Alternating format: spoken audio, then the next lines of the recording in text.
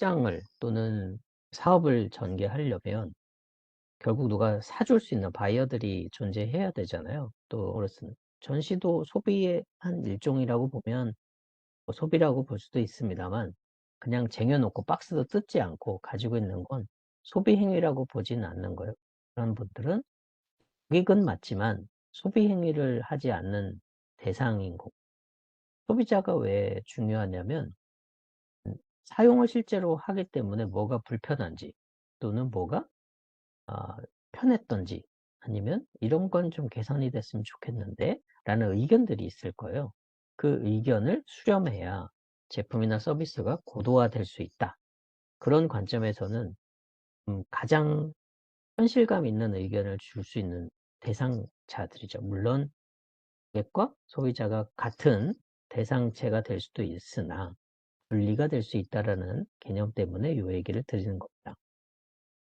또 소비자는 자신이 지불한 대가만큼 권익을 누릴 권리를 또는 요구를 하고 있기 때문에 여차하면 가성비가 떨어지거나 기대가치를 충족 못 시키면 불만사항을 제시할 수밖에 없을 거예요. 그걸 어떻게 기업이 수용하느냐에 따라서도 또 존속을 할 수 있냐, 계속 유지할 수 있냐, 아니면 약간 조정이나 피버팅이 돼야 되느냐, 이런 것들도 고민거리 중에 하나일 거라고 생각이 됩니다.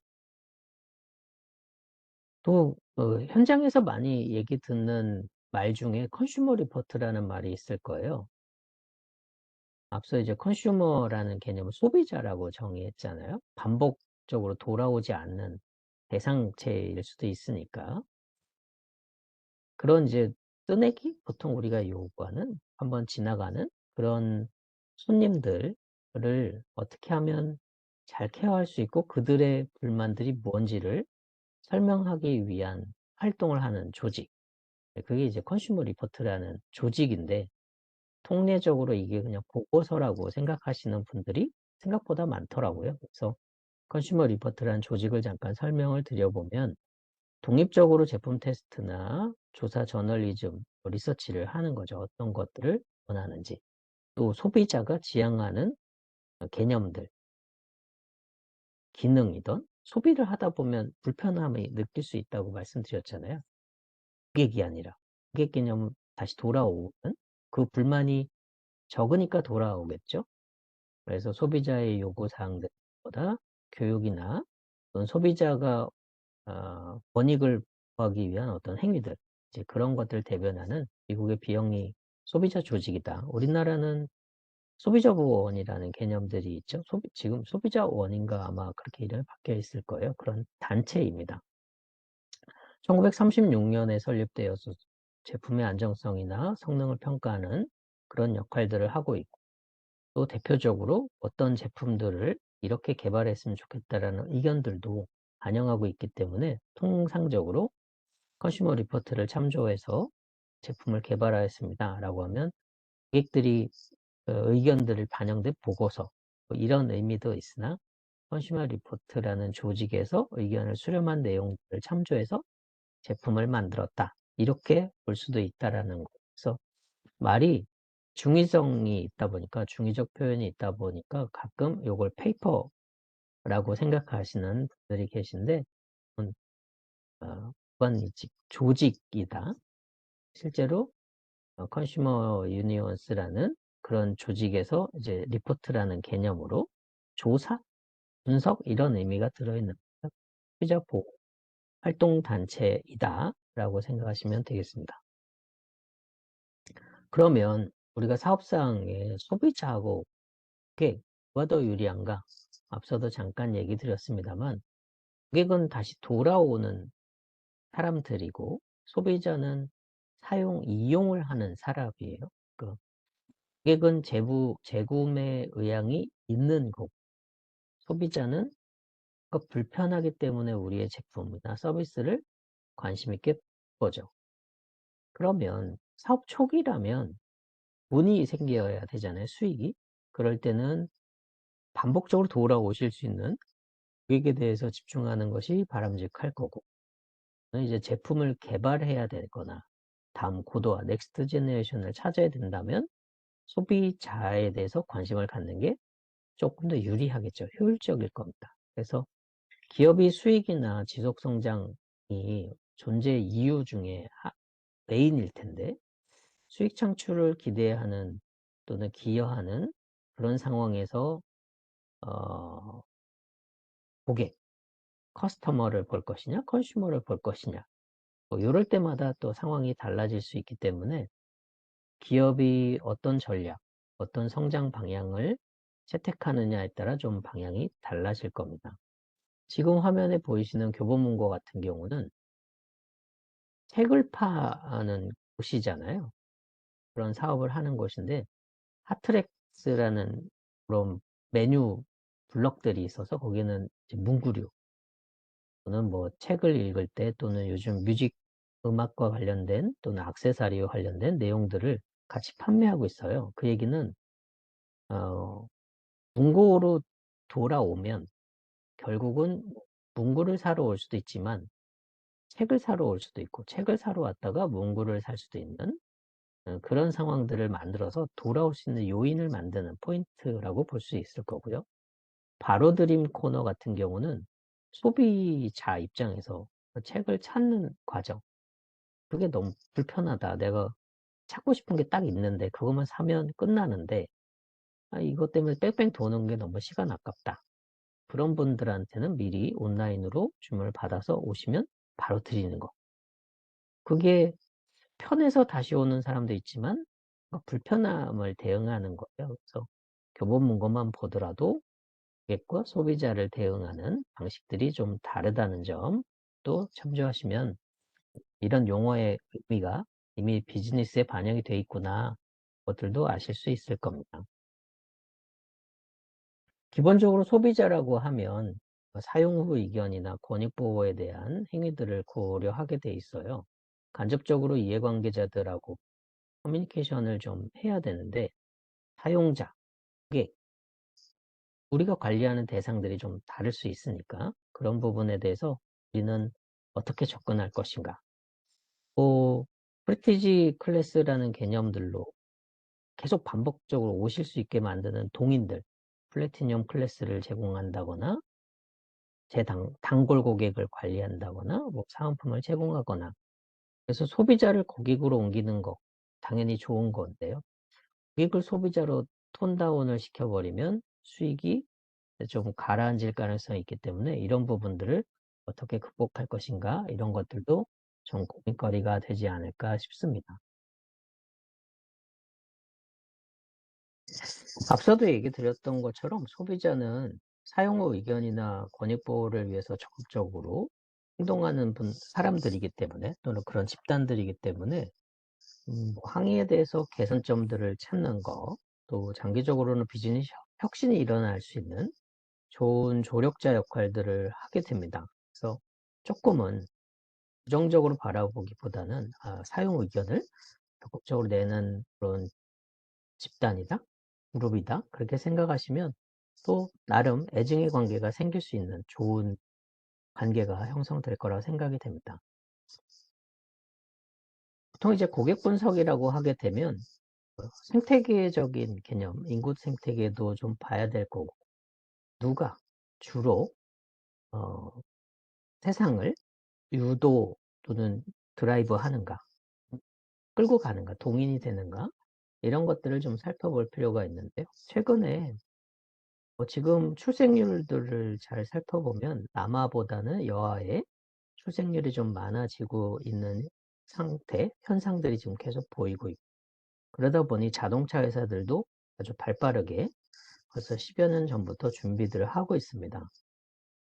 고객이 뭘 원하는지, 또 어떤 것에 대한 불편을 느끼는지, 또 그 불편이 해소됐을 때 구매로 정말 이루어질 수 있는 상황인지 이런 부분들을 반영하는 제품들이 많이 나오고 있는데요. 뭐 신발을 여성분들 이제 운전자들 많으시니까 드라이빙 슈즈하고 힐, 구두하고 좀 갈아서 신을 수 있는 그런 수납관이 있는 거. 또 백에 대한 중요도도 있으니까 백을 걸 수 있는 후크들을 배치하는 그런 제품들도 뭐 지금 나오는 제품 자동차들이 아니라 벌써 꽤 됐어요. 한 10년 전부터 이런 시도들을 조심스럽게 하고 있고, 새로운 공간 수납 자리들을 어떻게 하면 여성 친화적으로 만들 수 있을까? 자동차를 구매하는 의사결정 하는 사람들, 대상들이, 그래서 이제 여성 오너들이 많아지고 있다라는 걸 고려한다면 당연히 이렇게 접근하는 것도 의미가 있다라고 할 수 있을 거고요.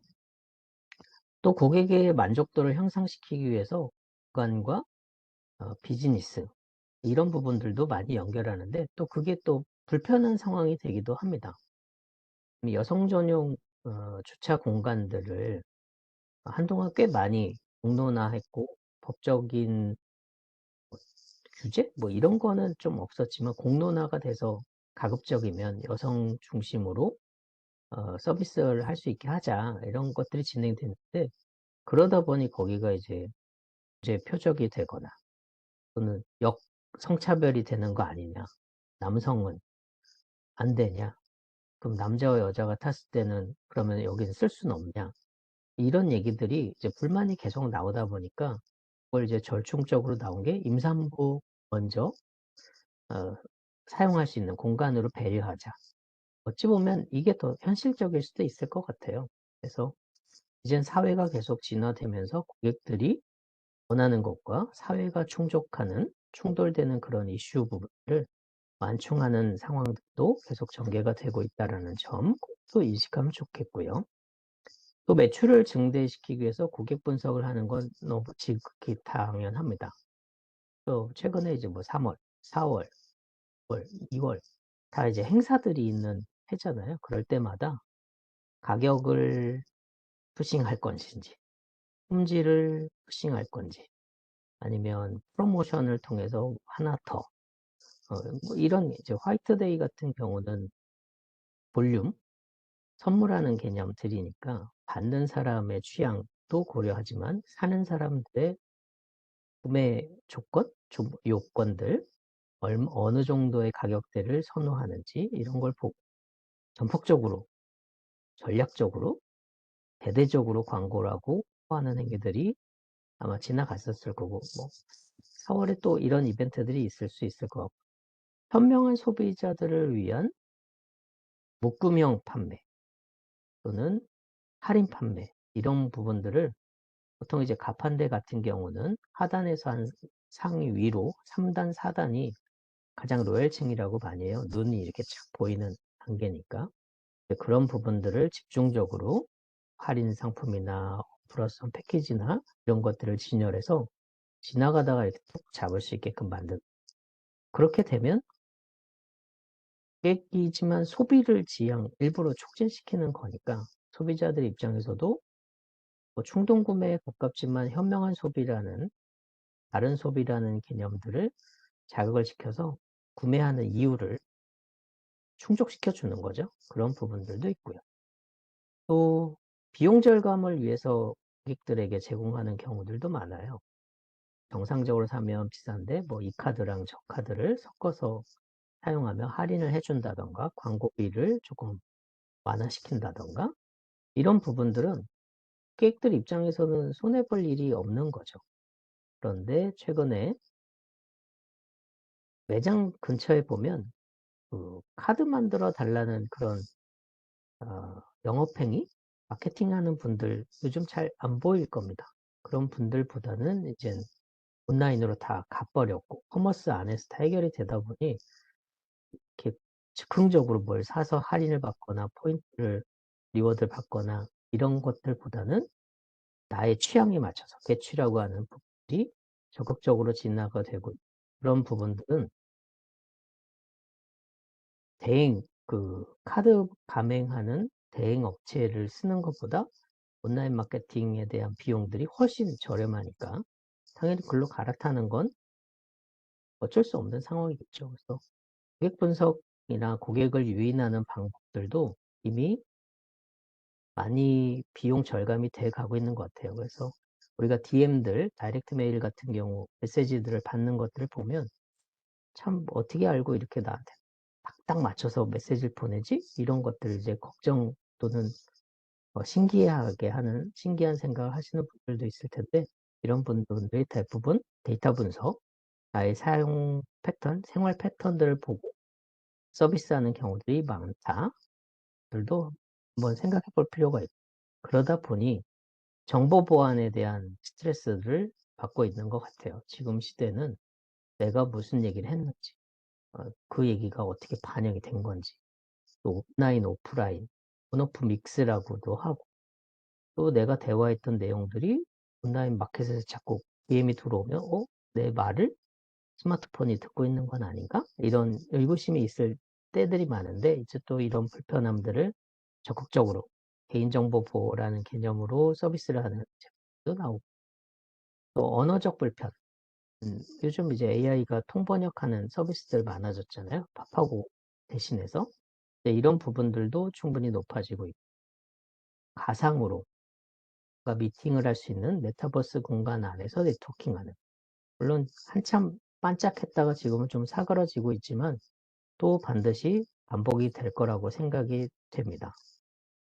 또 기업이 지속 가능한 성장을 해야 되기 때문에 여러 가지 고민들을 하는데, 광고 포인트에서 또 마케팅 포인트에서 웨이팅을 의도적으로 홍보용으로 쓰는 경우들이 많습니다. 물론 이제 안에 매장이 좁아서 한꺼번에 못 들어간다.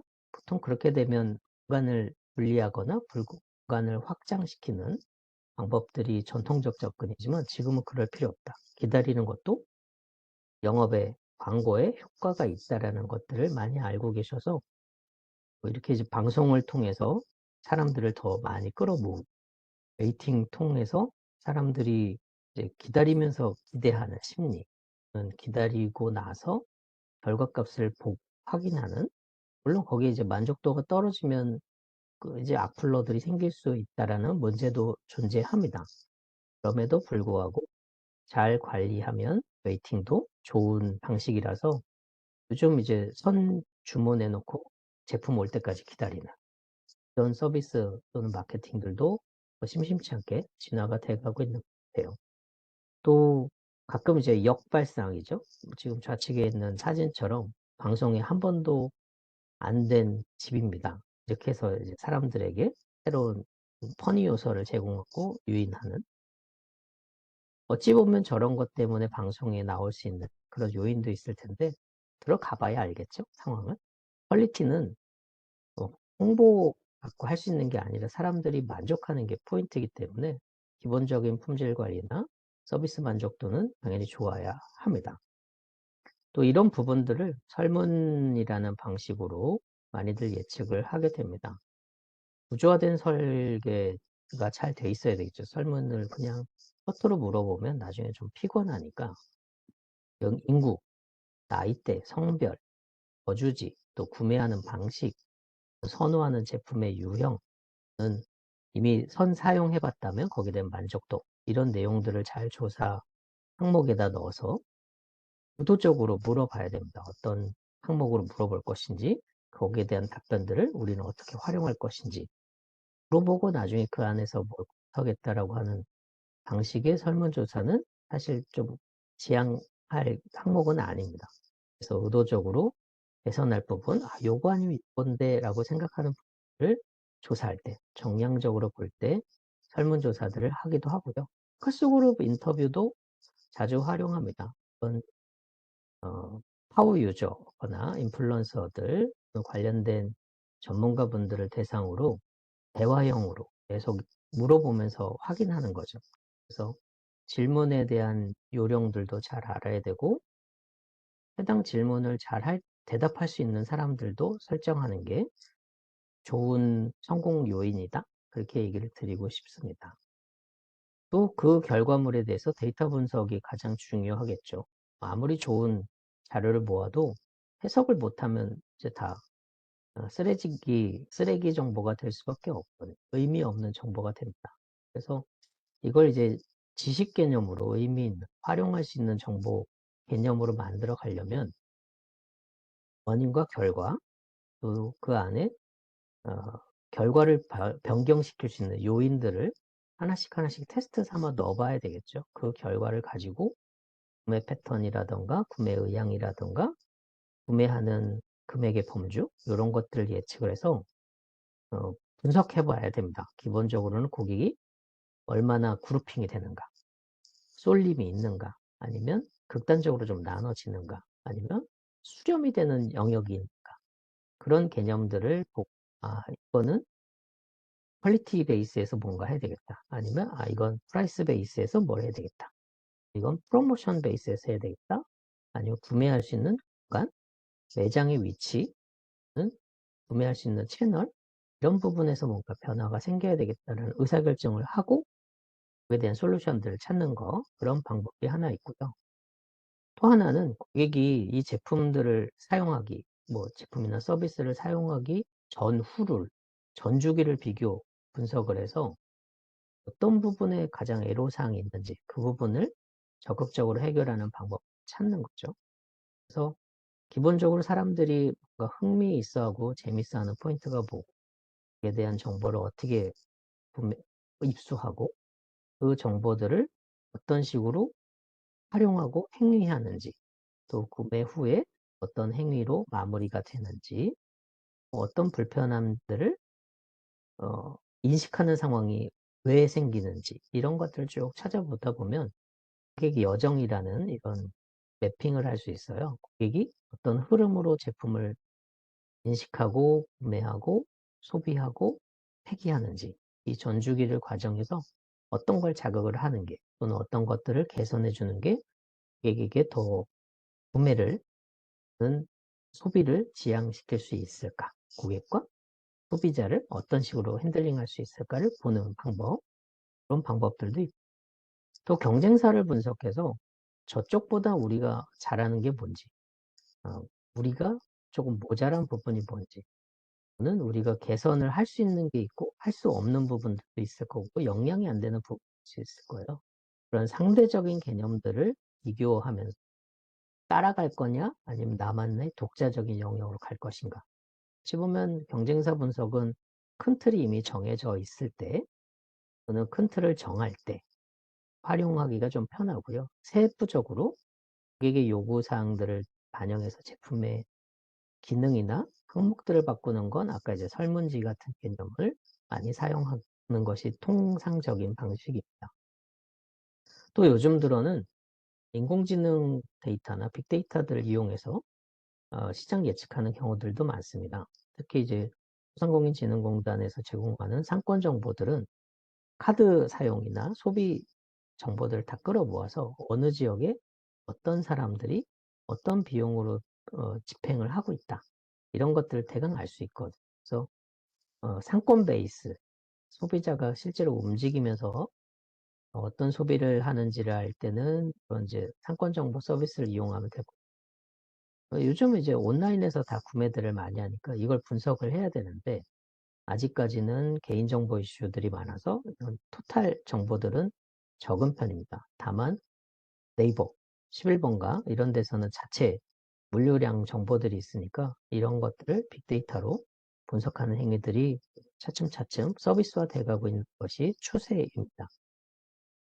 또 고객이라는 부분들을 불편함을 알아야 뭘 서비스하는 거잖아요. 그래서 고객의 니즈, 불편함을 알고 이렇게 개선됐으면 좋겠다, 그 원하는 포인트, 원칙, 그게 이제 우리가 자극 포인트가 될 거고, 그 원칙가 점점 커지면 내가 이거 구매해서 이렇게 해결해야 되겠다, 그 디맨드, 수요가 생기는 건데, 수요까지 되면 반복 구매 개념들이 연결이 되는 거고, 원트 정도가 들어가면 소비에 대한 개념들이 좀 필요한 상황이 있는 거죠. 관열성이. 그래서 사람들이 어떤 것들을 선호하는지, 과거에 이제 코로나 시절에서는 대면으로 택배되거나 배달하는 방식 이런 거는 별로 선호하지 않고 비대면을 원했지만, 요즘 이제 물건 던져놓고 가는 경우, 배송이 됐다고 그러는데 물건이 사라져 있는 경우, 계속 사건 사고들이 늘어나고 있어서 그런지 모르겠으나 이제 직접 받기를 원하는 트렌드로도 조금씩 넘어가고 있는 것 같아요. 어찌 보면 트렌드는 이렇게 순환된다? 그거하고도 연결이 좀 되고 있는 것 같고요. 또 고객이 어떤 요구를 하는지 기본적으로 품질이나 디자인이나 편익 이런 것들을 보는 것들도 있지만 어느 포인트에서 만족이 있는지 와우 포인트가 있는지 또 어느 시점에 왕창 수요가 몰리는지 시즌도 있을 테니까 또 어떤 방식의 케어를 또는 어떤 방식의 서비스를 더 선호하는지 너무 과잉으로 왕족 같은 케어를 하면 부담스럽잖아요. 또 그렇다고 너무 홀대하면 또 자존심 상할 수도 있고 그래서 그 중간자적 수렴되는 그 분야들을 찾는 것이 제공 가치의 방식이고 이게 펑션이냐, 이모션이냐, 라이프 체인징이냐라는 개념으로 또 살펴보는 것이 마케팅에서 요즘의 한 추세다라고 얘기 드릴 수 있을 것 같습니다. 그러면 고객을 어떤 식으로 공감시키고 수용할 수 있을까? 그건 이제 자투더 던, 뭐 이런 개념들을 좀 딱 우리가 고객에게 뭘 해결해 줄 수 있고 완료가 되는가? 종착점을 좀 보자는 거예요. 그래서 제품이 태어난 원래 이유, 존재해야 될 이유들을 깊게 살펴보는 방식인데요. 이게 벌써 크리스찬 교수가 이노베이션 할 때 사용했던 방식인데 원인과 결과를 좀 더 깊게 관찰해 보자. 또 원인과 결과를 본다는 건 공감이 포인트입니다. 그래서 고객이 뭘 불편해하는 건지 환자의 구멍 뚫고 싶어요. 그럼 구멍만 잘 뚫리면 되는 것인지 이게 먼지가루가 생겨서 분산되는 거, 무거운 전기 연결하는 거 이런 거. 그래도 결과적으로 마지막 핵심 가치는 구멍이 잘 뚫려야 되는 거잖아요. 그래서 편익 아무리 좋고 디자인 좋아도 원래 하려고 했던 펑션 해결 안 되면 결국은 꽝이다. 이런 것들을 찾아낸 거라서 원인, 가방을 산다면 이쁜 거, 폼 나는 거 이런 것도 있지만 꼭 들어갈 수 있어야 되겠죠. 그 기능을 우선 올곧게 생각을 해야 된다는 거. 그래서 고객이 실제로 하려고 하는 일이 무엇인지, 근본적인 원인이 무엇인지를 찾아가는 행위들이 중요하다고 얘기합니다. 킥보드 같은 경우는 바퀴가 걸려서 자꾸 넘어지는 부분이 생긴다면 돌멩이를 피할 수 있는 방법이 뭘까? 바퀴를 크게 하면 돌멩이를 넘어갈 수 있을 거고 또는 바퀴를 좀 말랑말랑하게 하면 지나갈 수도 있을 거고 약간 텐션이 있는 부분들 또는 묘기를 하려면 지금 바퀴가 말랑말랑하면 약간 스킬을 쓰기가 어렵거든요. 그러려면 돌멩이가 일단 문제가 아닌 거예요. 일반 주행을 하기 위한 목적인지 약간 아트적인 쇼를 하기 위한 것인지에 따라 바퀴의 형태, 뒤의 형태, 쇼버, 완충하는 방식이 달라질 수 있다는 거. 그래서 그냥 일반화하지 말라라는 이야기가 근본적인 원인 분석하는 방식이라서 그런 것들은 고민해 볼 필요가 있다고 생각이 돼요. 그래서 가장 이제 잡투비던을 시작할 때는 사용자가 해결하려고 하는 근본적인 원인이 뭐냐? 그 원인에 일단 집중해라. 연구를 할 때도 동일합니다. 어떤 원인 때문에 결과가 생기는구나. 또는 귀납법적으로 결과가 이렇게 생겼는데 왜 이렇게 생길까? 거기까지는 돼야 될 거고 그 과정에 이제 프로세스들이 있을 텐데 그 프로세스들을 정규적으로 표준적으로 확인할 수 있는 지표가 뭐가 있는지 또 그런 지표들을 수행할 때 어떤 애로사항, 장벽이 있는지 그 장벽들을 우리는 어떤 방식으로 해소하고 개선할 수 있는지 또 실제로 어떤 개선했던 사례들이 있는지 그런 벤치마킹한 내용들을 가져와서 적용하면 되겠죠. 이제 그런 부분들이 필드에서 많이 적용된 사례들 대표적으로 맥도날드일 텐데요. 맥도날드가 패스트푸드의 대표적일 수 있을 거예요. 버거킹이나 맥도날드 다 같은 개념인데 너무 이제 과하다. 음식이 과하다라는 부분들 또 이게 당뇨나 고혈압, 살찐다라는 부정적 이미지가 있는 거를 야채로 대비해 주는 거죠. 패키징 해 주는. 그래서 너무 죄의식이 생기지 않게끔 가볍게 먹을 수 있는 자연스럽게 버거를 좀 사이즈를 작게 하고 야채를 늘리고 이렇게 하면 패키징이 되면 배고픔도 있지만 살찔 거라는 그런 불안감? 그것들도 일부 낮춰질 수 있을 거고요. 스타벅스의 리저브 같은 경우는 뭐 커피를 마신다. 그것도 좋지만 바리스타가 직접 케어해주는 서비스를 받으면서 이 커피의 향이 다르구나. 맛이 다르구나. 그러면 이제 고객이 되겠죠. 소비에서 고객으로 넘어갈 거고. 그 동인을 캠페인을 통해서 직접 와서 한번 내리는 걸 배우실래요? 그러면 충성도가 올라가겠죠. 또 그렇게 충성도가 올라간 사람 중에 기능이 역량이 좀 괜찮은 분에 대해서는 우리 바리스타로 합류하실 수 있습니까? 스카우트 제의도 들어가는 경우들이 종종 있습니다. 또 그런 과정들을 온라인으로 시스템화하면 훨씬 편할 수 있잖아요. 그래서 요즘은 주문 전자 메뉴판들이 워낙 많아졌는 그런 부분들을 요즘 결제까지. 그러면 키오스크가 들어간 것도 있지만 포스도 사라질 수 있는 상황이 되는 거예요. 선결제하고 미리 갈 수도 있는 상황들, 배달까지 또는 운주를 했다면 대리운전까지 연결하는 서비스들이 요즘 착착 진행되고 있다라는 점, 이런 것들을 참조하시면 고객을 왜 분석하고 어떤 의도로 또 고객의 어떤 불편함들을 찾아가는지 전반적인 개념들을 이해하실 수 있으라 생각이 됩니다. 여기까지 한번 쭉 영상 들어보시고 나서 궁금한 거 또는 이해가 안 가는 거 또는 한번 논의해 봤으면 좋겠는 내용들 그거는 또 수업 때 같이 논의해 보도록 할게요. 수고하셨습니다.